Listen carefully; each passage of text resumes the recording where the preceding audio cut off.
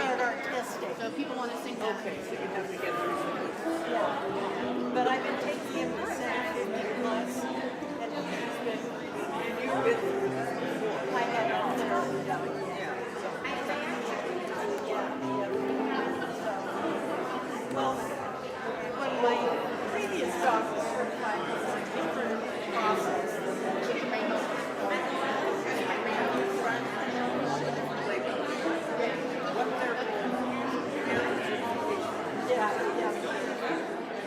Service therapy.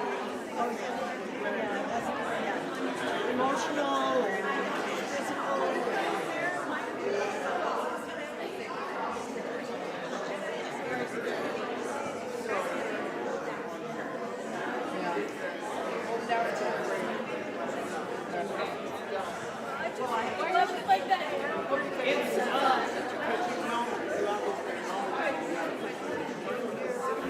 I know enough that I like this stuff. Like this stuff.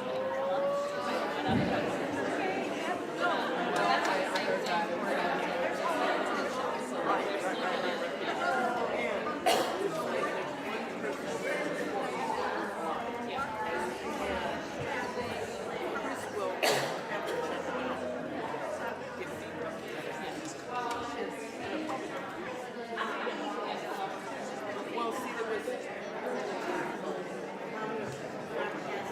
and then how to fire. I was thinking about that. I was like, well, you have that. Right. Well, no, that's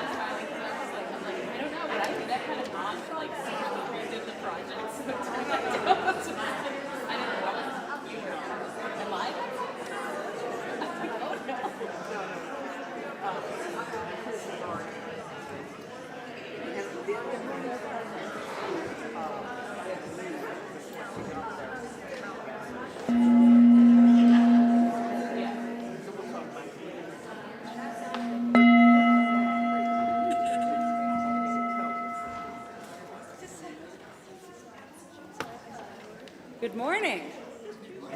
I see it as a ring the bowl twice kind of morning.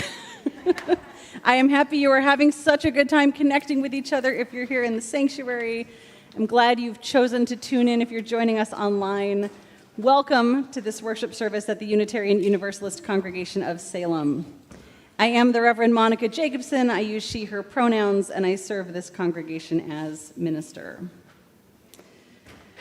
Leading worship with me today are Brennan Norval as our worship associate. Flo Flores is going to tell our time for all ages. Our UUCS choir is singing. Under the direction of Grace Curran with Dave Yackel on piano and Marcia Christensen on guitar. Rhonda Holt is our Lifeline's lay minister this morning. Lori Ann Schmidt is at the tech table, and Doc Hadley made our slides today. If you've ever wondered how many Unitarian Universalists does it take to put on a worship service, you can count with me. And there's probably more who were working behind the scenes, because we co-create worship just as we co-create this community every time we choose to gather. We gather as a community of seekers.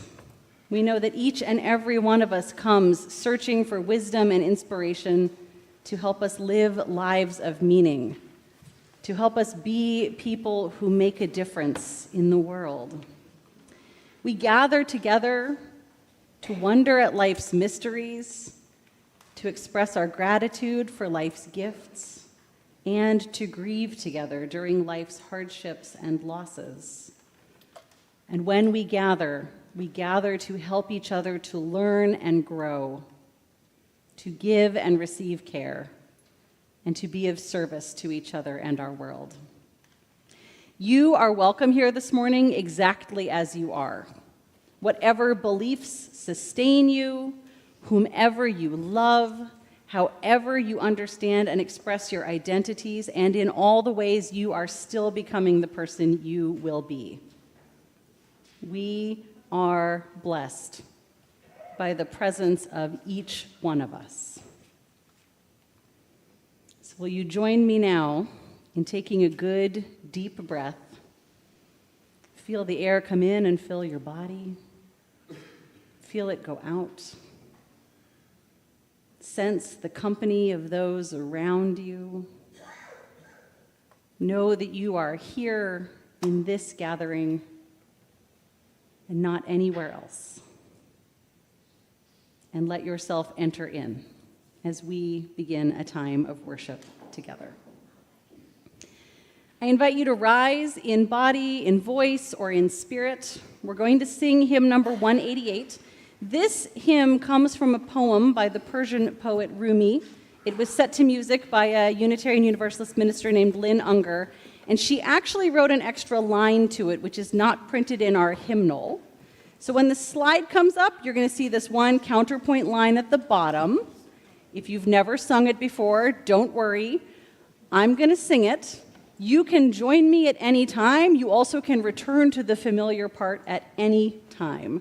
And our choir is going to be assisting us in creating this music together this morning.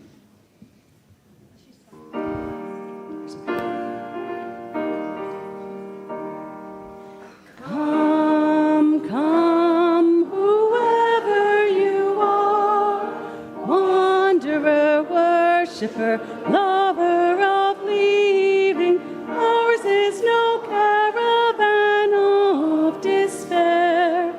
Come yet again, come. Come, come, whoever you are, wanderer, worshiper, lover of leaving, ours is no caravan of despair. Come yet again, come. Though you've broken your vows 1,000 times, though you've broken your vows 1,000 times, though you've broken your vows 1,000 times, come yet again, come. Though you've broken your vows 1,000 times, though you've broken your vows 1,000 times, though you've broken your vows 1,000 times, come yet again, come. Beautiful. You may be seated. And you can tell everybody you sang in 3-part harmony today. Here in this place of peace, may we find hope. Here in this place of connection, may we find life-giving community.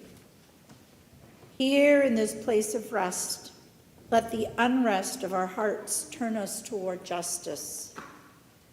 Here in this space made sacred by memories of connection, let us each feel ourselves part of that new that grows from the old in the spiraling unity of years.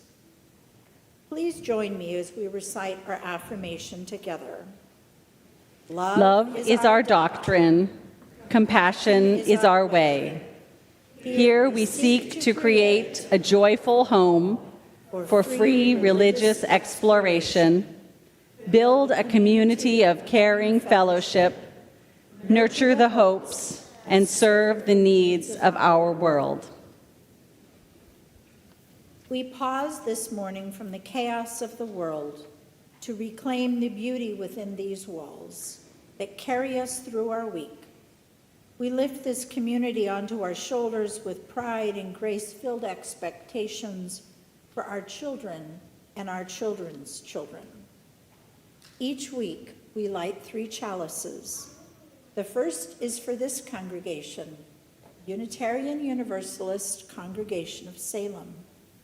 We light our second chalice for our partner church in Šimenfalva, Transylvania, Romania. And we light our third chalice for our children and youth in lifespan religious education and in our world at large. Please join me in singing our flames to life.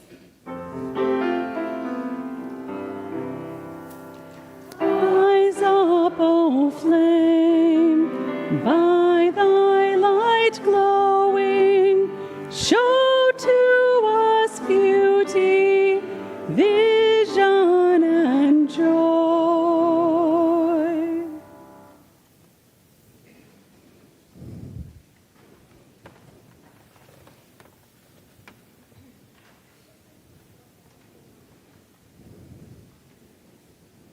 You're all good. All right. Hi, my name is Flo. I'm going to do the time for all ages. So if I can have anyone young or young at heart, please join me up here. I'm going to read you a little story. Hi,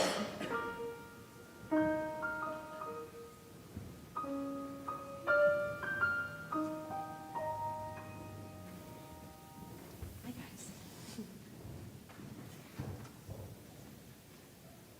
This modern fable is called The Ungrateful Sparrow. It reminds us that gratitude can be a powerful mindset change that helps us shift how we see things and move us from sadness to happiness. Once upon a time, in a dense forest, lived a group of sparrows. Among them was a young sparrow who was always grumpy and dissatisfied. He was never content with what he had and always wished for more. He would often complain about the food, the nest, and the weather, no matter how comfortable and cozy they were. His ungrateful attitude had made him an outcast among his peers. One day, the young sparrow flew far away from his flock in search of better food and a nicer place to live. He flew for miles until he reached a lush green garden filled with fruits and flowers. The young sparrow was delighted to have found such a beautiful place, and he decided to make it his new home. He made himself a nest in the branches of a tall tree and started to gorge on the delicious fruits in the garden. He felt happy and content for a while, but soon his greedy nature took over and he wanted more. He started to demand more fruit from the trees, and when they didn't give him enough, he became angry and started to peck at them. The gardener noticed the damage the young sparrow was causing and decided to get rid of him. He set a trap for the bird and caught him in a cage. The young sparrow was trapped and helpless, and he regretted his behavior. He wished he had been a grateful sparrow for the comforts he had and had never, ever left his flock. Days passed, and the young sparrow was still trapped in the cage. He had lost his freedom and his will to live. He realized the true value of freedom and the importance of gratitude. He understood that he should have been happy with what he had and not wished for more. One day, a wise old sparrow flew by the garden and saw the young sparrow trapped in the cage. The old sparrow asked him what had happened, and the young sparrow explained his story. The wise old sparrow listened carefully, saying, "Be grateful for what you have, and you will always have more. But if you are ungrateful, you will lose what you have." The young sparrow realized the truth in the old sparrow's words and promised never to be ungrateful again. The wise old sparrow then flew to the gardener and asked him to release the young sparrow. The gardener agreed and set the bird free. The young sparrow flew back to his flock, where he was welcomed with open wings. He apologized to his peers for his behavior and promised to be a better sparrow from then on. The other sparrows forgave him and welcomed him back into the flock. From that day on, the young sparrow became a different bird. He was always grateful for what he had and appreciated the comforts of his nest, the food, and the company of his fellow sparrows. he realized that happiness came from within, and the material possessions did not bring lasting joy. The wise old sparrow's words had changed him forever. He had learned that the greatest gift of all was the gift of gratitude, and he had gained it through his painful experience.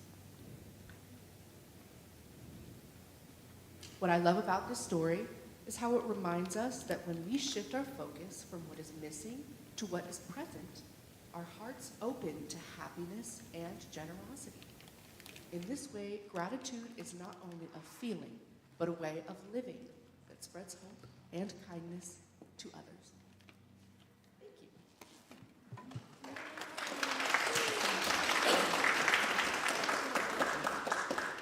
Thank you.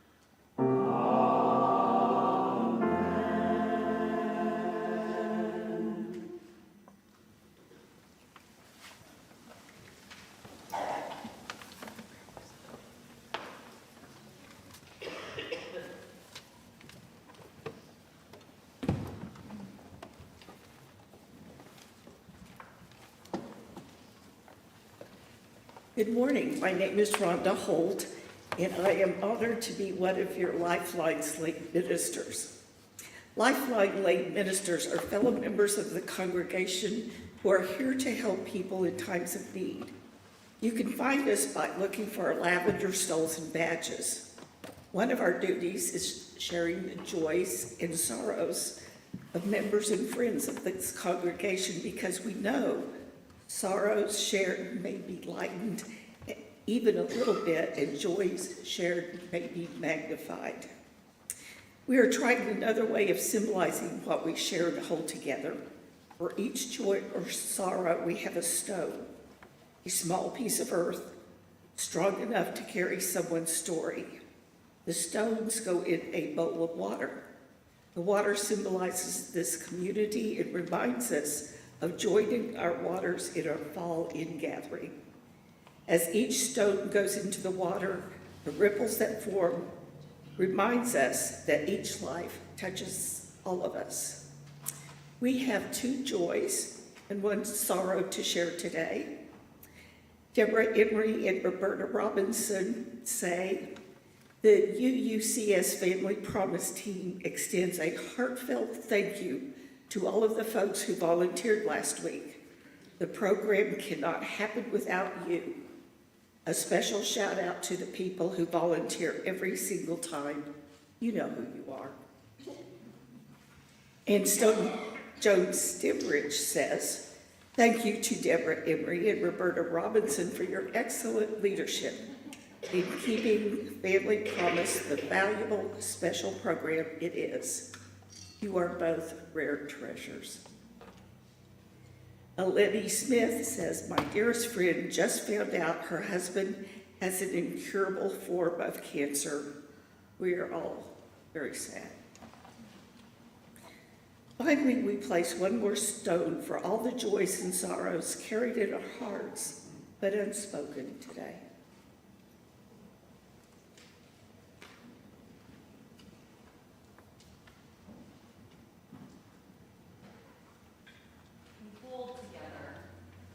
All that we have heard.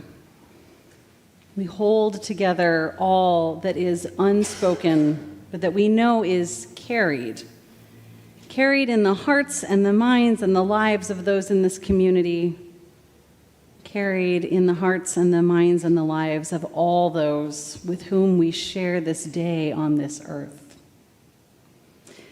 Will you join with me in a moment of centering, of meditation, of prayer, of reflection, whatever is your practice as we hold together?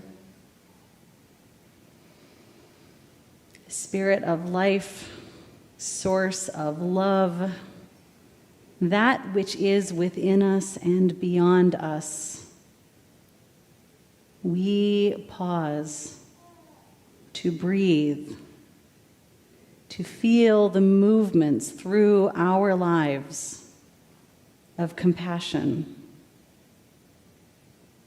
We notice the opportunities for us to reach out, to care for others, to be cared for. Let us ground ourselves in gratitude for all that we have been given, knowing that life itself is a gift. And from that gratitude, may we be moved to open our hearts even wider, that the flow of love coming into our lives, coming through us into the lives of others, may move ever more freely. Let us be a part of these great movements. May we know that we are. Blessed be, and amen. And while you remain seated, you are invited to join in singing our heart song number 357, Bright Morning Stars.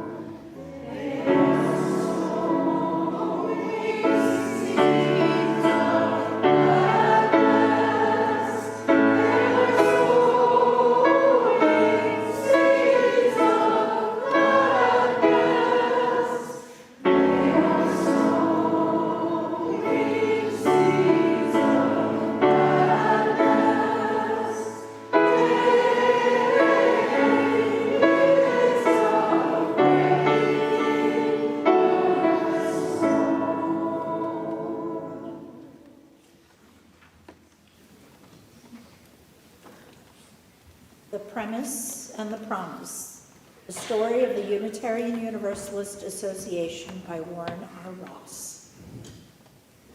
Two pillars of our heritage are congregational polity and the covenantal relationship.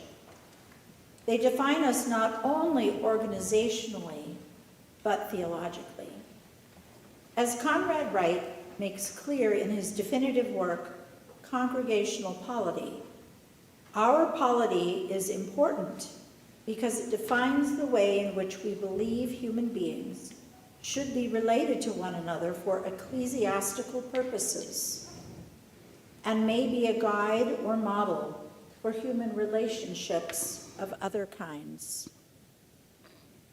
As for our covenantal tradition, it was reaffirmed when we adopted our purposes and principles, which are designed as a covenant, both in form and content. From this tradition, John Behrens tells us, flows an obligation to shape the world around us. Indeed, our long-term mission in the world is with others, since doing things with partners helps to provide the spiritual foundation for more just, inclusive, and peaceful democracy. Our congregations decided that the basis of congregational life would be democratic, that it would be dedicated to covenant rather than creed. Rebecca Parker also stresses the fundamental religious value of covenant. Can we find a way in which we embrace and celebrate diversity and also cultivate community? Something greater than the sum of its parts, she asks, and suggests that covenant making may be the key to opening the door to another way of understanding ourselves. The commitments we make to one another, the promises we make to one another as a congregation, as an association, are what creates church community. Covenant requires a human presence, an active presence to one another, and gets us beyond who am I to who are you, and what can we do together. Thank you, Brenna, for being to read a fairly esoteric history reading. That text is about the joining of the American Unitarian Association and the Universalist Church of America when the Unitarian Universalist Association formed in 1961. And this is pretty much what exists today, but not exactly what exists today, because we are a living tradition, and like all living things, we keep growing and changing. We push the boundaries of our pluralism all the time. To be a Unitarian Universalist is to keep asking who else might be wanting to come in and be connected and be part of this community, and how shall we open our circle wider and wider? Now, this has happened over and over again in our Unitarian heritage, in our Universalist heritage, and since 1961 as Unitarian Universalists. And spoilers, it often doesn't happen smoothly. In fact, historically, a lot of pamphlets have been published and mailed back and forth. Now we have the internet, so we can discuss much more quickly than we used to and without printing presses. But this is always something we are trying to figure out how to carry forward and carry on, because to be pluralistic is a challenge. What we do, the way we gather, is pretty unusual among the religious traditions that come from Abrahamic heritages. On both our Unitarian and our Universalist sides, we grow out of forms of Christianity. And Christianity often takes the form of creedal community, meaning there is one shared statement of belief. Whether or not everybody in the community believes every word of it, there is a central statement of belief. In a covenantal community, the emphasis is instead on what promises do we make to each other? What behaviors do we want to undertake? What values are we trying to make live in the world? And this is kind of a weird thing to do, particularly in modern American society. So when we talk about making agreements, you might think about things like contracts. And the Reverend Dr. Rebecca Parker explains covenant and contract this way, which I love. She says a contract is between one person and another. It's just a line between them. It's a little bit brittle because if you do something that breaks the contract or the agreement, whoop, that line is broken. And now what will you do? Covenants, she says, are an agreement. Here's a person, here's another person. They have their agreement of how they would like to be together, and they have their connection to their shared values, their shared aspirations. And so when something happens and the agreement is not perfect, which always happens, let's be real. I mean, if you have ever kept every promise you've made in your life perfectly, I applaud you. That's amazing. I like to tell myself, because we live in a universe with physics where entropy occurs, that means things fall apart a little bit no matter what you do. So when you have made a covenant and you have this connection to your aspirations, to your values, you have something to help you then repair the relationship between you. Do you notice a lot of parts of modern American life that think about relationships this way? Not really. This is a countercultural thing that we do. It is something special that we have carried forward since the days of the Puritans in North America. There's a lot of other stuff we have not carried forward from the Puritans. But the idea of these covenants that help us to be together in a way that uses our values to help us figure out how to repair, how to grow, what we might try to promise next, that is something special we have been carrying forward for almost 400 years. And we also carry forward our polity, meaning the way we organize our congregations, the way we organize our denomination. It is a congregational polity. That means it starts with the gathering of the people making decisions together. And our denomination is made up as an association of congregations, so this scales all the way up and down. These days, I think we understand democratic organizations that scale up and down pretty well. But I've got to tell you, in the 16th century, this was a radical new idea. Nobody was really sure this was going to work out when the little kingdom of Transylvania decided they would allow congregations to choose their own ministers rather than having a state religion that was dictated by the king.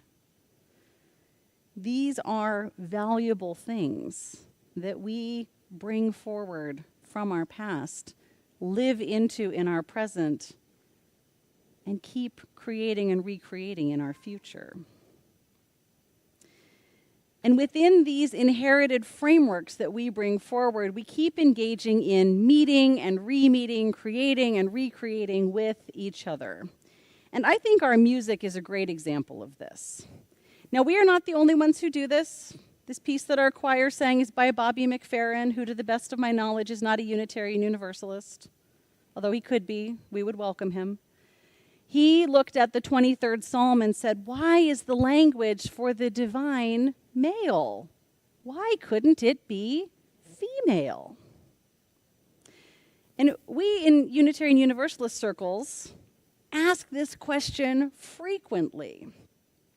I have a copy of a hymnal that's from the mid-20th century, the blue hymnal, if you're into the color names for them, which came from a Unitarian Universalist church in Seattle. A friend of mine gave it to me. She was a member there at the time when their congregation had what they called a manhunt.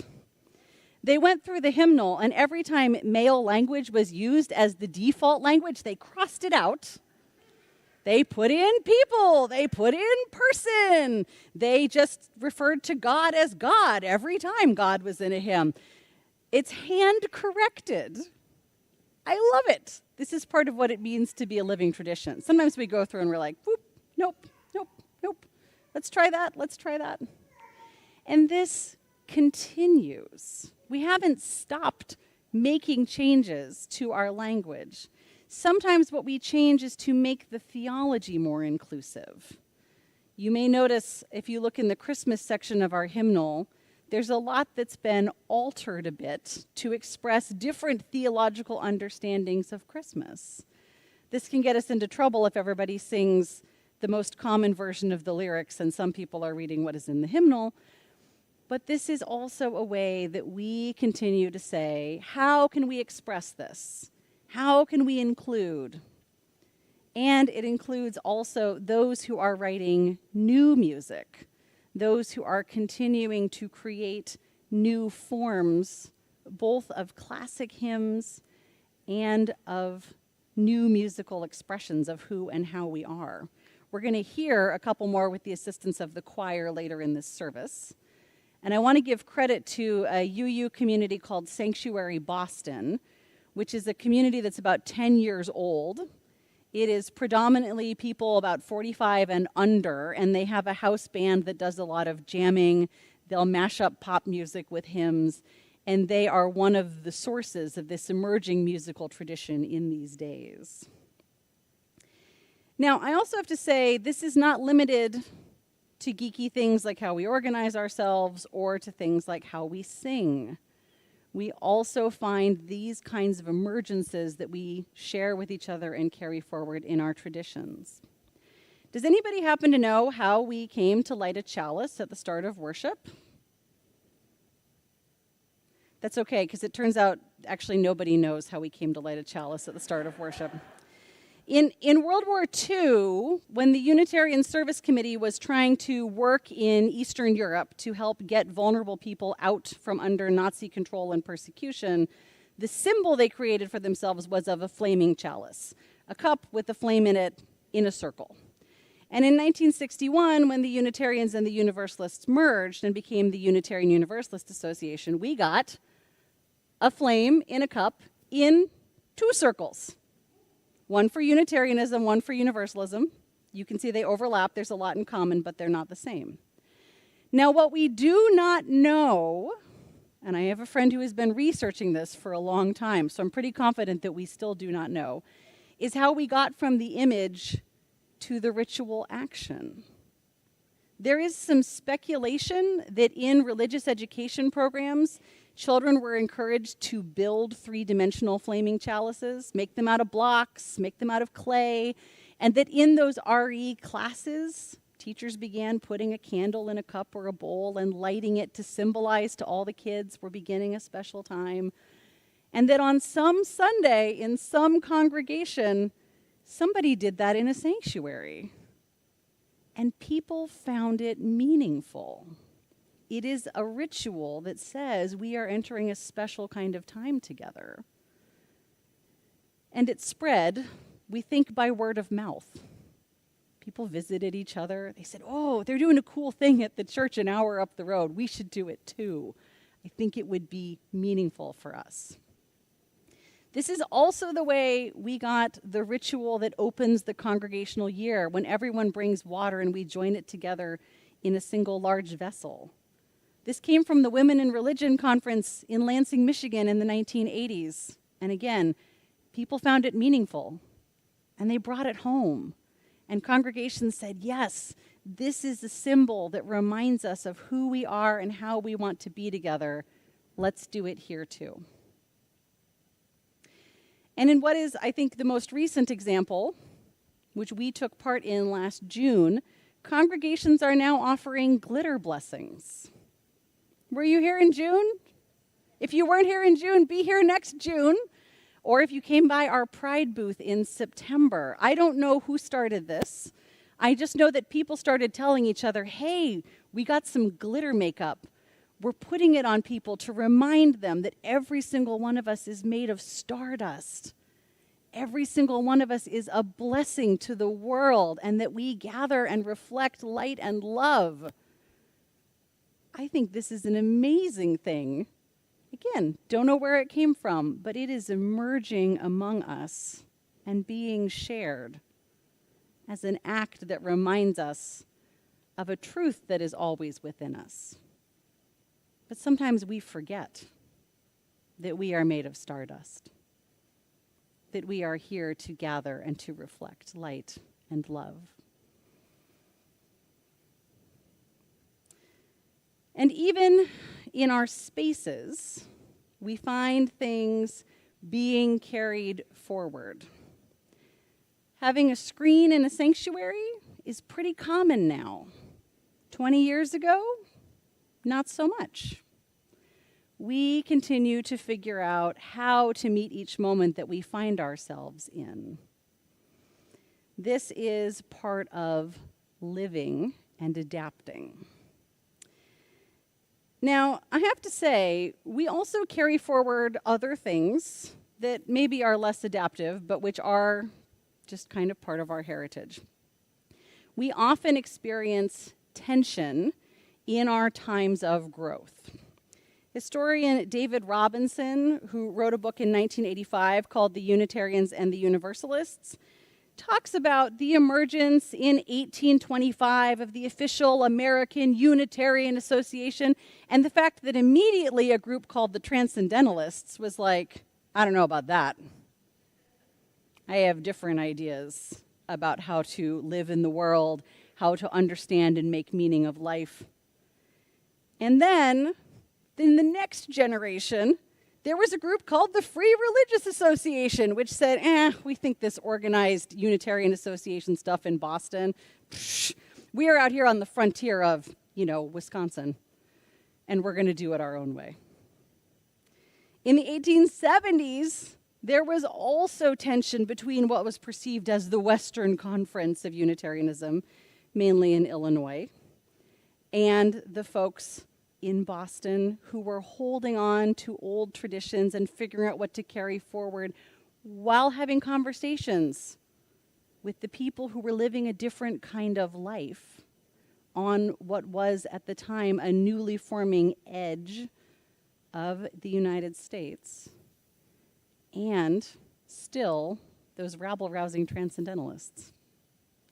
Now, if you think perhaps that this is just a sign that from the Unitarian side of our family tree, we've brought forward a lot of this tension about who's going to lead the way and how we're going to do things, let me tell you about our Universalist ancestors, who historically refused to even organize themselves into congregations.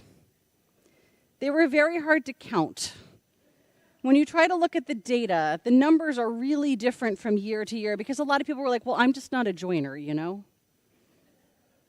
So we have a lot in common, that overlapping center circle, right? A lot of resonance with each other and tensions that we create both within our groups and between ourselves and our ideals. And guess what? Tension can be helpful. Have you ever tried to play a guitar or a violin that has been detuned? Does it make any sound if the strings don't have any tension? A little bit. Thank you. That was a very you answer. It doesn't make that much sound if it doesn't have the right amount of tension. So even these tendencies that we carry forward, how we create these tension points within ourselves, are still something that helps us to grow, to expand. Now, we are in a time when American religious participation is declining. You've probably seen articles about it. If you haven't, I will tell you that in the last 15 years, the Pew Research Center, which conducts surveys about American religious behavior, has reported that more and more people are identifying their religion as none, N-O-N-E, no participation, and that there has been a decline in attendance. First off, I remember when regular religious attendance was 3 out of 4 Sundays a month. Did you know that these days a regular attender in these surveys is defined as somebody who comes once a month? Come once a month.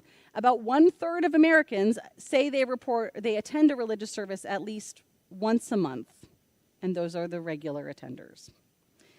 Other people attend only a few times a year or not at all. So, first off, congratulations on being a bunch of outliers. Great job. And we know that this represents a challenge. How do you create vibrant communities when people have so many other demands on their lives? So much else going on that it's hard to get together to say again and again, these are the values we aim towards. These are the promises we try to live into. This is the difference we want to make in the world. Okay, we'll see you in 4 weeks. These are just the facts of how things often are. Please don't hear me saying you should attend less. I like seeing you as many Sundays as possible. But I think these numbers cause a lot of people to start asking, should we be anticipating a day when nobody comes to services at all? So here's my answer. This comes from a sermon that the Reverend Peter Bellotta gave 10 years ago. There's a little audience participation. How many of you know what a phone booth is?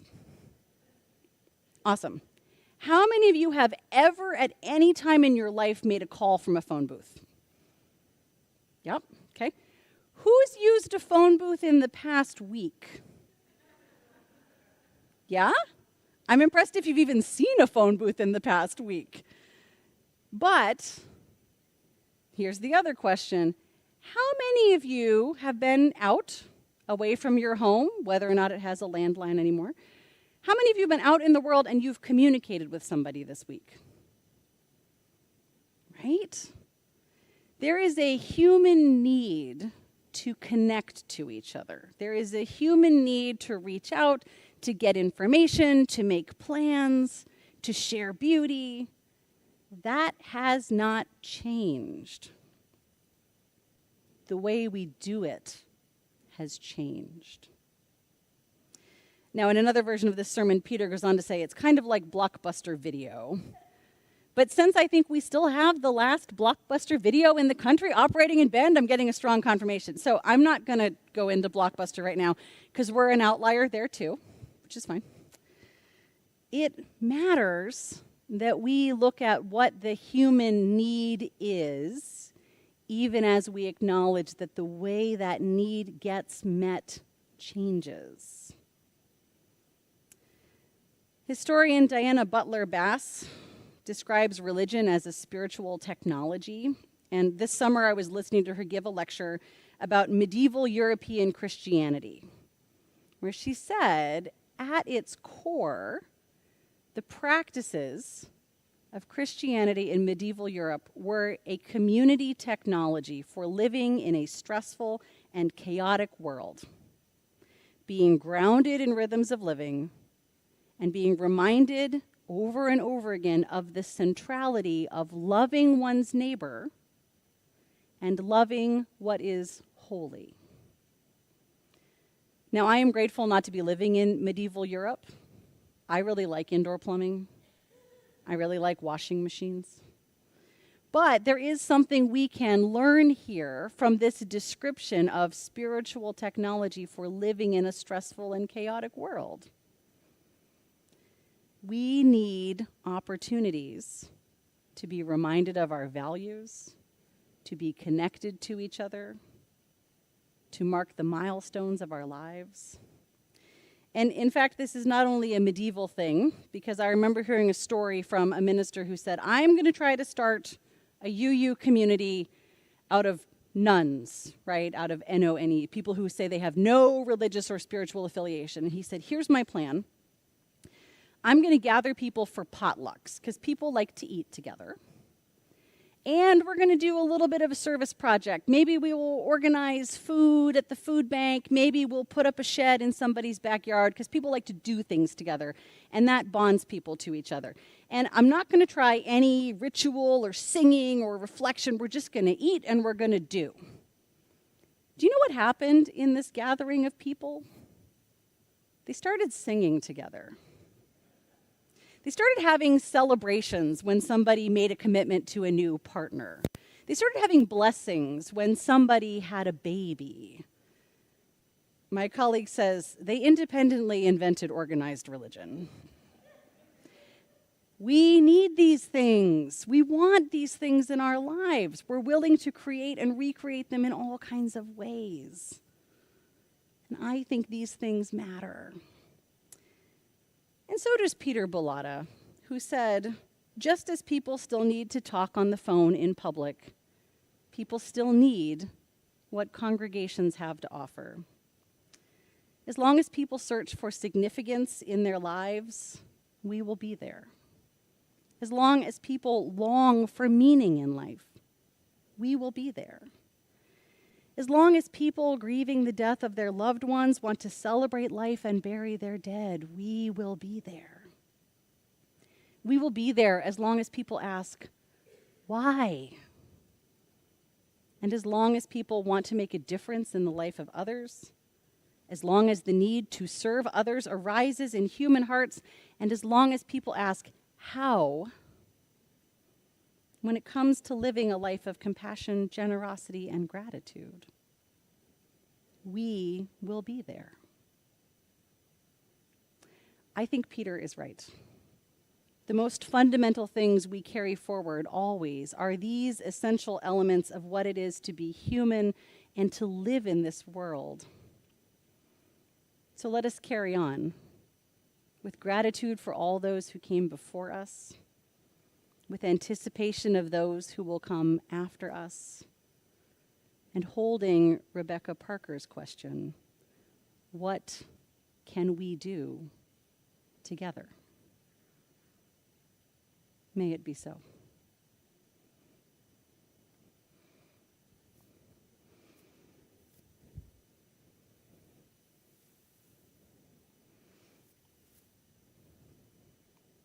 We support UUCS through our pledges, our time, and our connections to one another. We support the Salem community through donations to the Marion and Polk Food Share, and for the month of November, the microfinance team. For those of you in person, you may donate food for the Marion and Polk Food Share into the Little Red Wagon. Monetary gifts may be placed in the offertory bags that will be passed, or by going to the website to donate. Thank you for maintaining the community of UUCS and for helping the wider community of Salem. And let me just say, what the choir is about to sing is a Sanctuary Boston update on the hymn that we sang earlier as the Heart Song. So enjoy, please, this stream of our ongoing living tradition.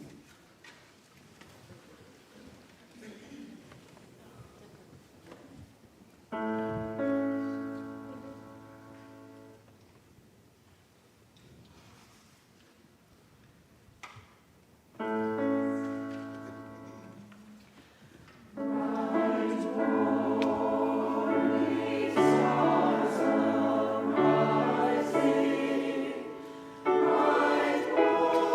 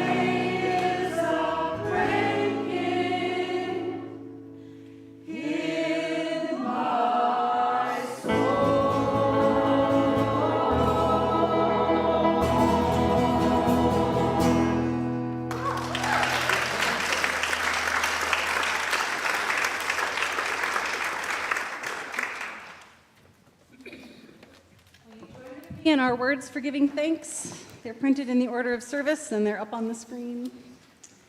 To the work of this congregation, which is weaving a tapestry of love and action, we dedicate our many gifts, including these offerings.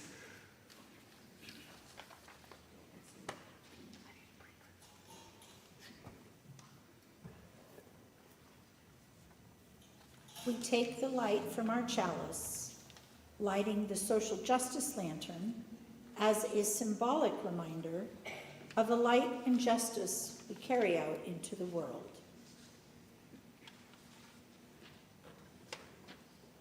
As we extinguish the chalices, let us hear these words by Elizabeth Selly Jones. We extinguish this flame, but not the light of truth, the warmth of community, or the fire of commitment. These we carry in our hearts until we are together again.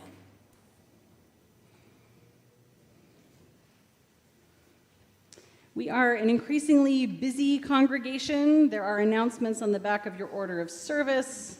There's a Friday afternoon update and a monthly newsletter that if you're not getting via email, you can get signed up to receive.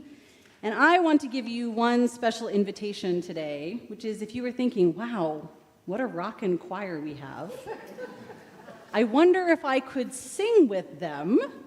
The choir is about to take 2 weeks off, so please ignore the part here where it says there will be choir next Thursday. That's my mistake. But on December 4th, which is a Thursday, you can come and start rehearsing with the choir. You can work on some Christmas Eve music, always a very special service. We always, always love having more voices. I'm speaking for Grace, but I think Grace feels that way too. So if you're thinking, this sounds awesome, please come and sing with us. Otherwise, take a look at all the things that are coming up. There are some save the dates further down in the month, as well as what's happening this week. And know that every time you choose to come and be part of something that is happening here, you are once again part of carrying forward and creating this community. And now I invite you to rise one more time in body, in voice, or in spirit. We have another Sanctuary Boston song, Infinitely Whole. This is by the Reverend Bran Lennox and Alex Pham, and it is a musical expression of our long-held truth of the fact of our original blessing. So please join in singing as our choir leads us.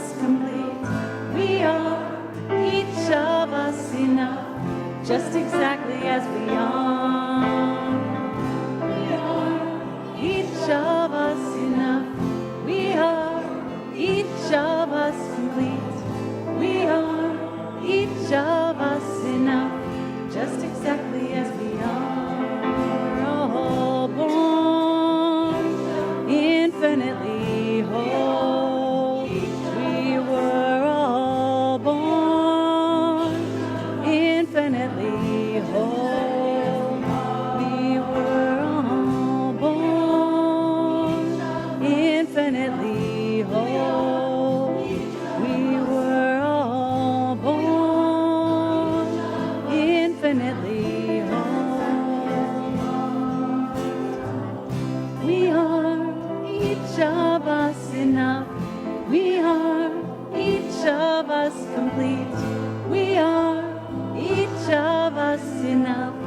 just exactly as we are, born infinitely whole. We were all born infinitely whole. We were all born infinitely whole. We were all born infinitely whole.